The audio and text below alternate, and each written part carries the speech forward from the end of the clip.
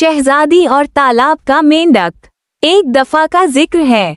एक शहजादी तालाब के किनारे सोने की गेंद से खेल रही थी कि अचानक इसकी गेंद पानी में गिर गई।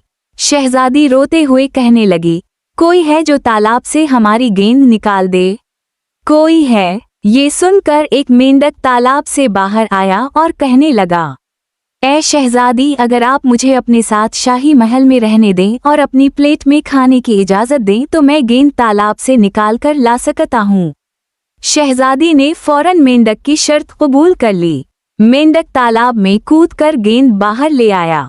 शहजादी ने गेंद ली और खुशी खुशी महल वापस जाने लगी। मेंढक ने पीछे से आवाज दी, ऐ प्यारी शहजादी, अपना वादा पूरा करें और मुझे भी साथ महल में ले जाएं। मगर शहजादी ने इसकी एक ना सुनी। अगले रोज महल के दरवाजे पर दस्तक हुई और मेंढक की कमजोर सी आवाज आई, दरवाजा खोलिए प्यारी शहजादी, याद कीजिए अपना वादा जो आपने तालाब के किनारे किया था।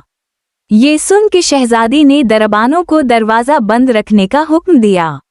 बादशाह सलामत ने शहजादी को सहमा हुआ देखा तो पूछा, क्या बात है शहजादी, आप घबराई हुई लग रही हैं? शहजादी ने पूरा वाकया सुनाया। बादशाह ने शहजादी से कहा, शहजादी, आपको अपना वादा पूरा करना चाहिए। चुनाचे शहजादी ने बादशाह सलामत की बात मानकर मेंढक के लिए दरवाजा खलवा दिया। दरवाजा खलते ही मेंढक फुदकता हवा कमरे में दाखिल हुआ और मेज के करीब पहुंच गया जहां शहजादी खाना खा रही थी।